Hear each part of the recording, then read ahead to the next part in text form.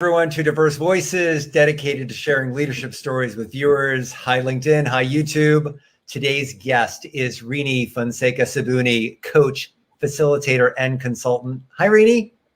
Hi, Michael. Thank you so much for having me. It's great to be here today. Oh, I'm thrilled to have you. I'm super excited for this topic and learning a little bit about your journey. Are you open to some tough questions? I'm ready. I'm excited. And yeah, I love this series. So I'm really thrilled to be on here with you. Thank you. Thank you. I think that perspective is everything, and just hearing everyone's voice and the way they take their journey. I think for our viewers who don't know you, I'd like to just share with them that Rini, my guest here today, is a Harvard University and Harvard Law graduate. She brings decades of legal, civil rights, government, and professional educator experience to her coaching. So Rini came to coaching in a non-traditional way. So today, as we talk about exploring coaching and finding your best professional self, I'm really excited to talk about coaching, maybe explore a little bit about the intersection between coaching and diversity and inclusion as it comes up. So I think this will be a lot of fun. We're excited to hear your thoughts. If that's exciting, maybe you could share with us what inspired you to become a coach. Well, first of all, Michael, thank you again for having me. I think these conversations are so important. And in particular, some folks don't even know what a coach is or haven't been exposed to it. So showing the different paths or the different routes, a lot of folks come to coaching from an HR background or, something like that. And as you noted, my route is different. So I was a professional attorney. I was a professional educator. And that was kind of where I was situated. I was working for racial justice in the courtroom and in the classroom. That's kind of how I thought of myself. And it was really important work and I loved it. And I was noticing that in each of the organizations in which I worked, in each of the schools in which I worked, I was doing the work of coaching and organizational development and facilitation in addition to the legal work that I was doing. So people would come to me and say, oh, do you have time for this conversation? I would always make time and fit it onto my calendar. Or a team would ask, well, can you help us figure out this, issue around race, diversity, equity, and inclusion? And I would always make the time. And it was like squeezing out the other work that I needed to do, which was so critical. And, I kind of felt like I was living a dual life of, my actual job and then all of the other stuff that I was trying to fit in. So I decided, let me think about what's really filling me. I don't know if you know the book Designing Your Life, but I would really recommend it. It is a book applying the principles of design theory to each person's life. And so thinking about what actually fills you up, what makes you feel motivated and alive. And so going through the process of that book, I realized, wow, what really is filling me, what really is energizing me is the work that I'm doing, the coaching work, the facilitation work, and in particular around these issues of race, equity, diversity, inclusion, and recognizing that I brought to that something that other people didn't have. I was supporting people and groups and organizations working across difference, which is so challenging. And, I just came to the conclusion, if this is really what's filling me and what I love, instead of fitting it in around the edges or moving my other work to late at night, let me just do this and think about it. And so it's been a wonderful journey since then to build a practice around the work that I love.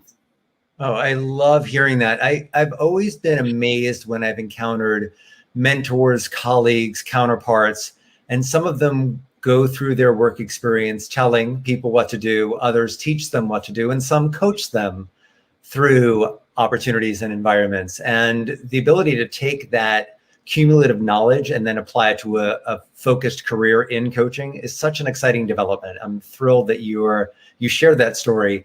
And it sounds as though there might have been not only coaching that you were giving throughout your career, but was there ever any coaching that you received through your career that sort of impacted you? Absolutely. Yes. And that was part of my journey as well. I had received, so I'm going to call informal coaching and then formal coaching. And I think they're both important, but I think it's important to recognize how important formal coaching is. So what I was describing before, what I was doing when I was a civil rights attorney, when I was a leader in city government or a teacher, I was doing informal coaching. And it was the kind of thing you would fit in on the side and have these conversations and support people to be their best selves, figure out what that means. formal coaching is when I am in it with you as a coach and thinking about how can I help you achieve your best self.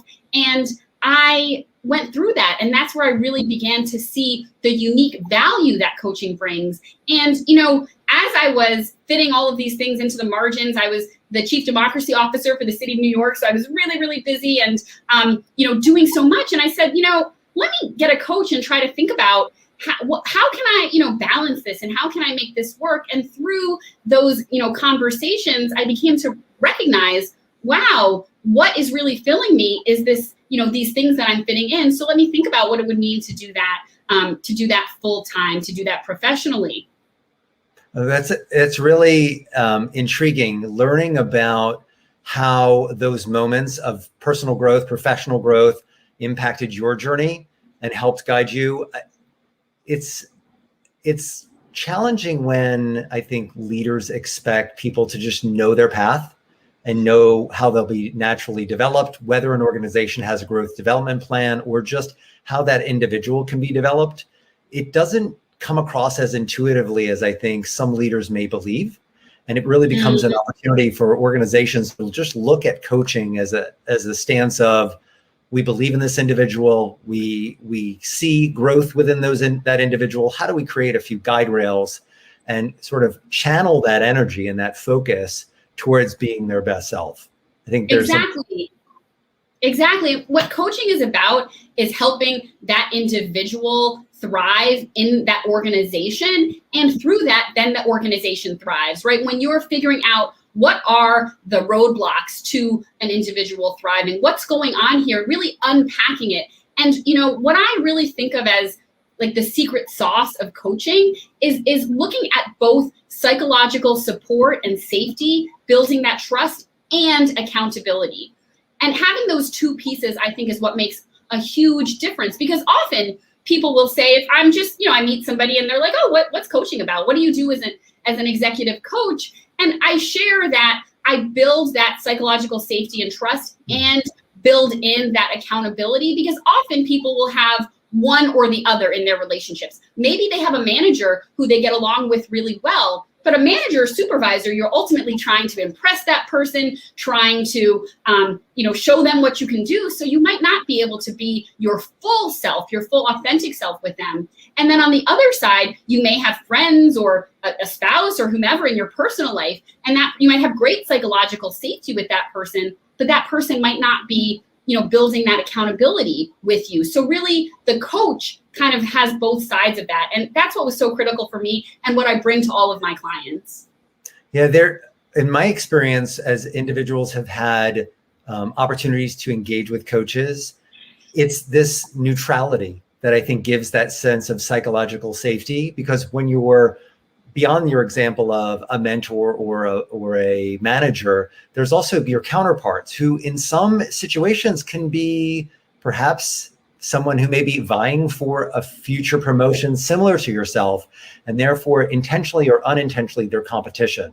Exactly. And even when somebody is your good friend, your dear colleague, and they want to have your best interest at heart, ultimately they have their own agenda, and it's not a bad thing. And it might be as simple as, when you're having the conversation and sharing your struggles and what you're going through, they're just distracted because they're thinking about, their own life and what they have to do and what they have to make the kids for dinner. I think one of the most critical pieces of the coaching relationship is the presence and that the neutrality that you said, but the 1000% focus on what do you need and what can I bring to you in this moment to help you thrive professionally, to help you be your best self, which, isn't easy, especially as folks rise up through the ranks. And I find coaching often can be most beneficial right after or during a promotion experience. So, because it's at that time when you find, hey, what served you and made you so effective in a junior role might be different than what you need in your senior role. You have to bring different skills.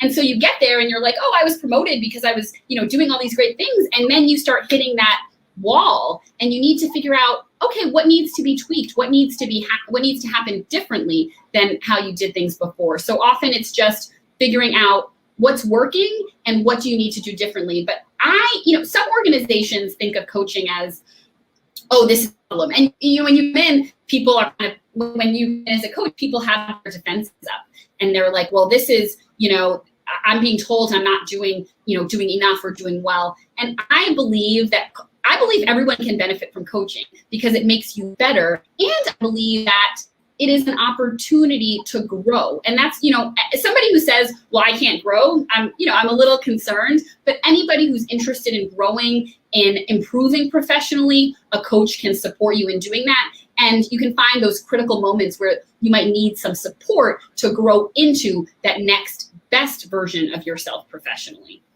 Well, and that fits right within your point of when someone has just been promoted, it's an ideal opportunity for them to be coached.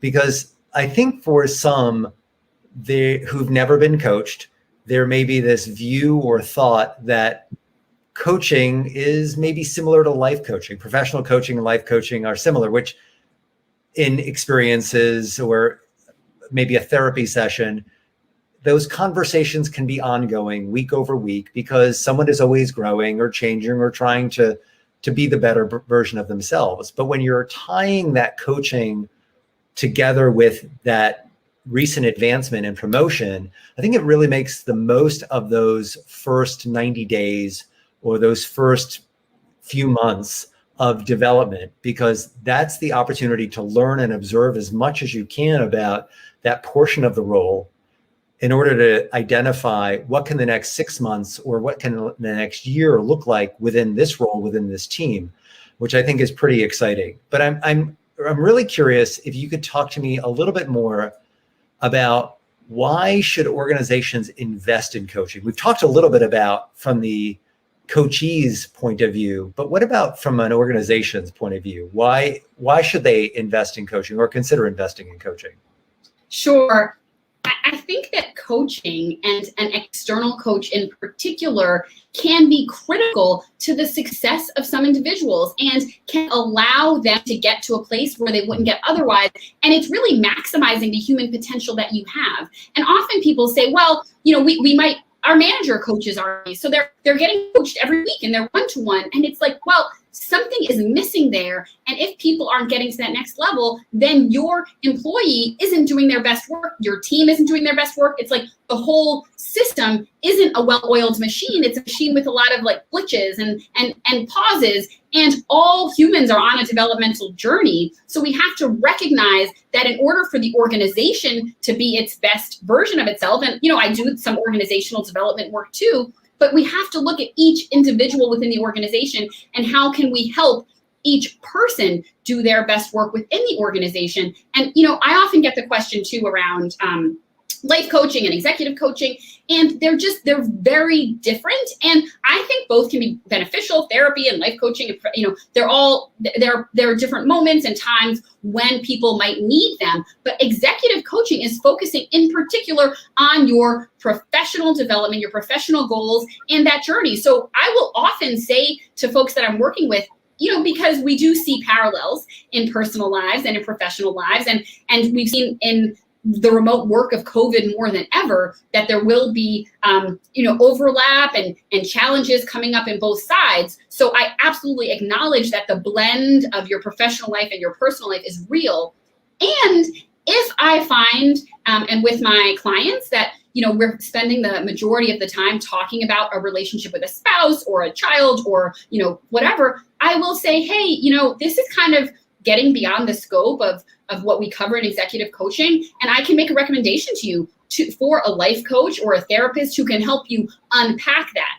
Now, that's not to say that I'm not going to see those things inside the coaching, but it's really focusing on your workplace interactions. And you might see, some challenges with your partner at home that you see with your partner at work. Sure, that can happen, but we're really focused on how to work that through in the workplace. So, I really think it's an important distinction to make. Well, and there's so much of bringing your full and authentic self to work that matters, right? Yes. So if there is something happening in your home life, certainly to your point, you want to acknowledge it, but there's the opportunity really to focus on, those 40 plus hours in a role. And I think it's very intriguing that so often it's the executives in the highest positions that can be coached in certain organizations rather than advancing and high potential individuals who have just gotten their first promotion, or some organizations will look at coaching through a remedial lens. Why is it that looking at coaching from a standpoint of equity and from leaders at, perhaps the less traditional or less expected tier can be so valuable for an organization? Thank you so much, Michael, for that question, because that's critical.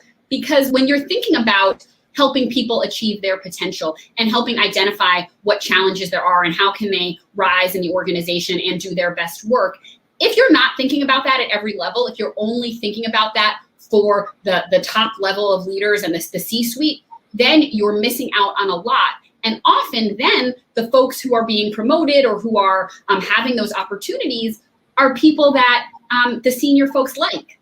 And they like them, they get along, they feel comfortable. And when you're relying on that, more informal coaching or mentorship or even friendships, then you're missing something critical. And often you are exacerbating inequality within the organization. So you're seeing, well, Rini likes this person, they get along well, and maybe they live in the same neighborhood or they do similar things in the summertime or whatever it is, have these interests in common and they have a lot to talk about. And so you're kind of having this this just like chummy way that people are getting ahead, rather than saying we are going to give, when folks are promoted from a junior level to a more senior level, or looking at those critical times, we're going to give them coaching to help them figure out what their best self is. And we're not going to rely on those informal mechanisms, which we know exacerbate inequality. We know that people often, prefer people who look like them, prefer people,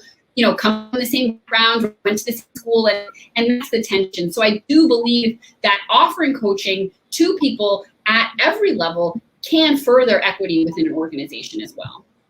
Oh, it amplifies the growth of so many individuals and really makes the most of the organization's full potential, not only those coachees themselves, but there's got to be some sort of flag that for someone in HR, is there a flag that someone in HR or a leader would recognize when someone needs to be coached or would benefit from coaching beyond the broad strokes of they've been promoted, we always coach someone at this level? I would always advocate, to that coaching for all, as we discussed, but I recognize sometimes that's not available in organizations or, there are limitations. So in that case, I would think of an individual who they make people kind of think, they're like, well, this person is doing great, but there's this thing. And, and sometimes there have been opportunities for internal coaching. For example, one of the things that I think is most valuable is the 360 review that I do with my coaching clients, which gives them the opportunity to get feedback from everyone, all those who report to them, those they report to, and colleagues and peers. And often organizations will say, oh, we already did a 360. We did one and, we gave them feedback and we're really, it did work. So I don't think you need to spend time on that. And that is when I say, even more so, if this person has gotten feedback, but hasn't made that transition to addressing the feedback, then there's a missing link there. And we need to create that connection to show, like, what was the problem? Why didn't they hear it? And I have had clients who, I had one client in particular who had been through 2 360s in each of the past, and it wasn't an organization that did a 360 to everyone every year. It was, it was done in special circumstances. And, this person had been, promoted, done a 360, got another 360. One was through HR, one was through their manager. And, they were feeling like they still weren't seeing that progress that they wanted. And so I came in and they said, well, do you really need to spend time on the 360? And I said, absolutely. That's, part of what makes this impactful. And through doing a qualitative 360 where you're actually talking to people, I do all of the interviews myself. So I'm hearing the tone, right? If you're doing a survey online and you're like 1 to 5, you're clicking. Okay, you're done. You might spend 5 minutes on that. I'm having 30-minute conversations with individuals and I'm hearing a tone where I say, oh, how does that person receive feedback? And, somebody saying, oh, it's fine. And I'm like, well, can you tell me an example? They received feedback, and that is the rich qualitative data that you're able to say, hey, this is something that's not going right with this individual, and taking that back and using that for the goal setting is just night and day from what some people have experienced inside their organization, what might be called a 360, which again, for some may be sufficient, may be enough, but for others, they might need a little bit more. And what I have found, going back to the psychological safety and the accountability piece, what I have found is that people, when you're hearing that feedback that feels critical and feels like an attack, you put up a wall. So you kind of like stop listening, and you're defending yourself in your head, and you're kind of doing all those things, and what you're not doing is growing because you're too busy defending yourself. So in the coaching relationship, creating that psychological safety allows that growth to happen, and allows there to be that accountability of like, well, if you wanted to be a leader who is doing XYZ thing and you haven't been able to do it, what does it actually mean? And I've had sessions in the 360 where I give the review, the feedback to individuals, and sometimes if I'm able to anonymize it, I'll use quote, really giving that rich the rich data to individuals, and they will be crying. It's very moving to really finally be in a place where you can hear that, particularly if you haven't heard it before. Well, you've just unpacked really eloquently two different elements that I think are interrelated. One is, I've often seen when organizations are having a 360 review from an internal process, not through coaching, it's often led through HR. So it's not neutralized. And that creates its own issues where some individuals are giving feedback that may be tilted, slanted, unintentionally, because they're having a conversation with HR. And even though HR may be trained to ask appropriate follow-up questions, it's boxed in some way because of the source of the questions. I think the other side of that I find very interesting is I can appreciate when organizations conduct their 360 reviews using a survey tool of some kind, but I find that cost savings also minimizes the value of detail, that there is so much to be gained with a great follow-up question. And I can envision to some degree your legal background might make for some very interesting follow-up questions. Nonetheless, a good coach would ask, like, let's unpack that a little bit. Let's find out a little bit more of that in order to provide a holistic 360 review to that coachee around, here are the direct quotes, here are the words that people use, here's the patterns I started to see as a neutral third party. And now let's talk about how to action on some of these findings so you can move forward for the next, whatever that may be, 12 sessions, 6 sessions, 24 sessions, depending upon where a 360 is conducted and what level of trust has been built up to that point. I think there's two different elements there, but both of them become pretty compelling as to why having a coach conduct a 360 in person and verbally is so valuable. Absolutely. It's just different, and not to diminish what happens with a survey or an understanding why that's helpful. And for some people that might be enough to say, oh, I think I'm being friendly, but people think I'm brusque, or, I'm not, I talk too fast and I need to slow it down, or I'm not communicating effectively. And what does that mean? And for some folks, again, like they're able to get it from there, but often, there are really, really high potential individuals, and the organization isn't seeing that their highest potential because they haven't been able to hear that feedback. They haven't been able to have that psychological safety and to know, the neutrality you mentioned, to know this person is on my side.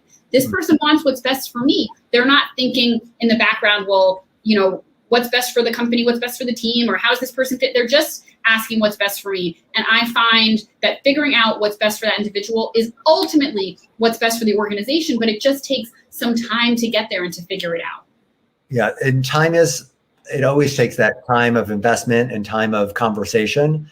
I think that a lot of leaders have seen a loss of understanding because of the remote workforce that's come about, where traditionally a leader, a mentor, a partner could be tapped on the shoulder to answer a quick question, and it doesn't seem like an inconvenience, but instead it's, okay, we can set up a quick Zoom call to talk about this issue, and it becomes more momentous perhaps than it would be otherwise.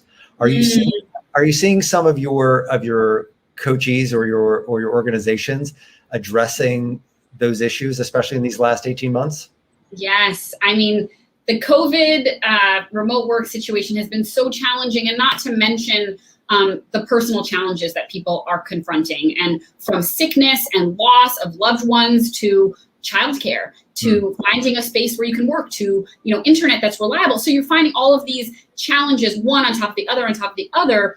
And what I have advised my clients and the organizations that I work with is that you have to be even more deliberate about making those connections. And managers, I'm saying your job is even harder right now because you need to connect with people. And if they're tapping you on the shoulder and you haven't gone out of your way to check in, then something is missing. And I try to offer some tools, for some organizations, depending on the structure, but you might say, okay, I'm just going to be in this room having kind of an office hour setting, and you can, come in and let's just touch base, or having, short time slots. I'm always going to be available at this time. So feel free to, put 15 minutes on my calendar, because you don't want people waiting until it's, dire or the last minute. Sure. And you also don't want them to feel, like you said, like they have to go above and beyond and, send you an extra email, or they might not get around to it, or they're avoiding it. So really putting that in, creating a place where that kind of quick check-in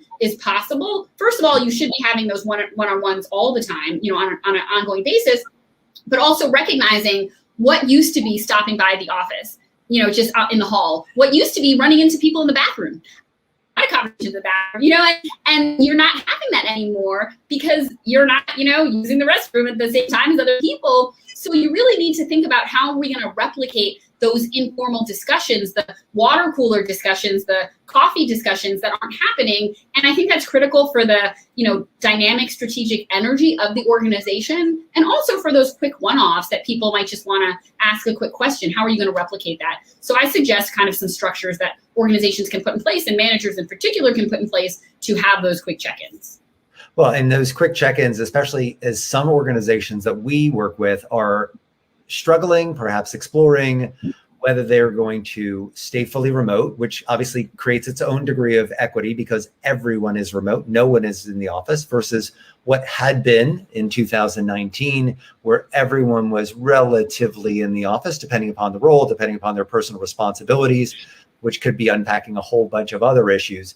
Now we're walking into a situation where there's a degree of hybridization, and certainly the benefit can be that there are days where everyone's heads down, they're managing their personal lives perhaps a little bit more and not commuting and using their time a little bit more effectively, rather than the days where they may all be in the office. And there are those moments where, listen, I'm going to go get some coffee. Do you want to walk with me? In a remote workplace, we're leaving. We're going each to our own kitchens. There's no conversation. And then now we're getting this opportunity for people to create that degree of connection. You want to make the most of those moments. You want to make the most of them. And if you're not getting enough of them, having access to a coach, certainly it's obviously no surprise that executive coaching can help leaders to be their best, because it gives them that sounding board. It gives them that guidance. I think this is an invaluable lesson for so many organizations that haven't yet figured out that it's better to invest in people because you see opportunity with them, rather than not investing in them and then just keeping them around. There's so much to be lost by, keeping people who are not yet fitting with the culture in a space where they're not finding their path forward. Exactly. Figuring out, well, first of all, thank you for naming that the complications that we're all coming into or about to come into with the hybrid environment that some organizations are choosing. And it is different, and it is more complicated, and organizations are doing it differently. And I think this is, like I talked before about like designing your life. This is really an example where you want to be, one of the principles of design thinking is the prototyping. And one of the examples is you really want to try something, see how it goes, be kind of getting that feedback on an ongoing basis from, your employees, from your team, to understand what's working. There's also the question of exceptions. Folks, I'm here in New York City. Some people have moved out of the city, have moved away. Like, they're not commuting in.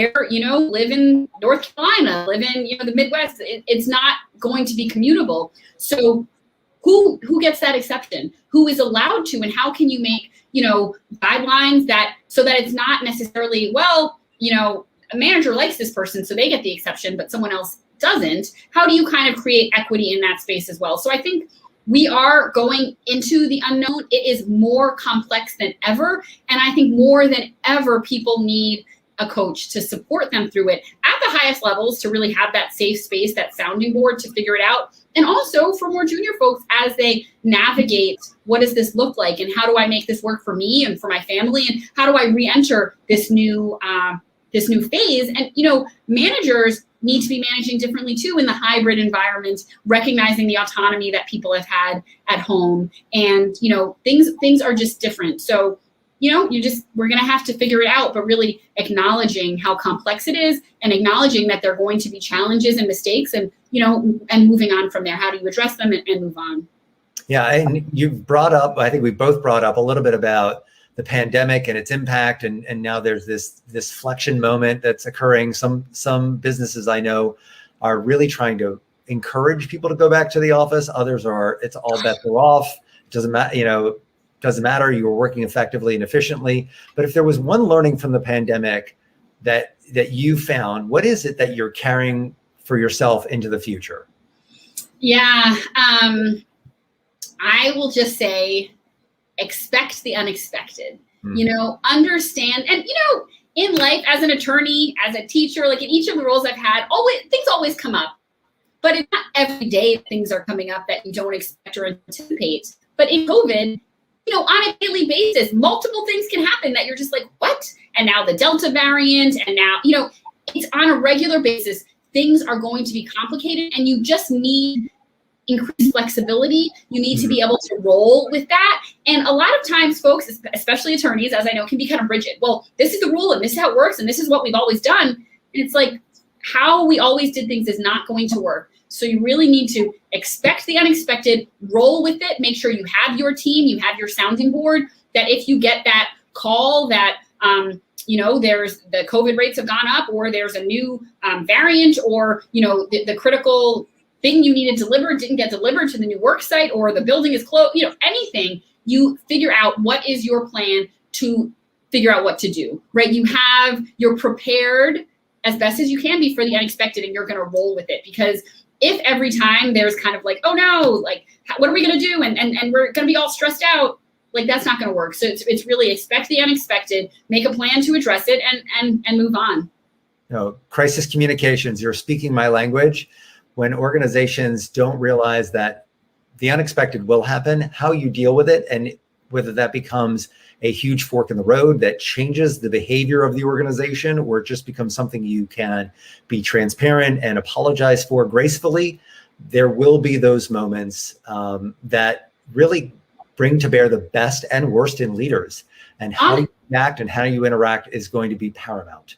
Honestly, and the unexpected is going to happen on a daily basis, maybe multiple times a day. And you need to figure that out and over communicate, really figuring out what it means to tell folks more, because the leader, you might be in your head, okay, we're doing this, but your team might not know that, the staff may not know that. So you really need to, even if you don't have the solution, you might just need to let people know this is what we're working on, give people an opportunity, a forum to share feedback or where they are dealing with something. I work in like issues of race, diversity, equity, inclusion, and we've seen that as well, where, these issues that have been, if folks who come to me and are like, oh, I'm really now interested in like DEI, and I'm like, okay, well, congratulations, but this has been going on for decades, and frankly, in this country for centuries. If you're not aware of the challenges, then you're not paying attention, and you need to let people know what is going on. So I think, the dual crises of the COVID pandemic, as well as racial injustice, you need to figure out how to let people know what the organization is doing in response, thinking, and let it be a work in progress, which often it needs to be.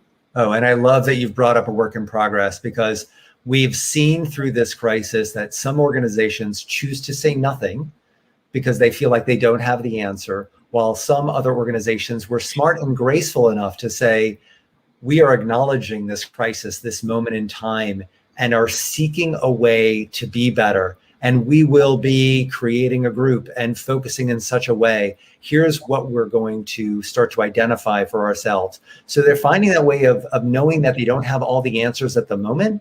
And I think that within coaching, there's opportunities for people to learn a little bit about themselves and figure out where they're going to grow in those moments of crisis. Exactly. I think this is just so invaluable for so many organizations. Rini, this has been a delightful conversation. I feel like I've learned so much and I want to have more conversations around it. I know that virtual cocktails can come up or virtual coffee, but even just having this face-to-face conversation and asking some deep questions where I know I don't have all the answers and hearing from your experiences has been really rewarding for me. And I hope for the audience as well. This has been so much fun, Michael. I loved the chance to chat with you, to dig into these challenges and the path to coaching, path finding for different folks. It's so important. It's so interesting, and really loved having the opportunity to connect with you around this today. Brilliant. Rini, thank you again. And thank you from the audience. Heartfelt thanks. And I hope that your week goes really well. And we'll see you again at our next Coaches Connection. Same to you, Michael. See you soon. All right. Be well. All Bye-bye. right. Bye-bye.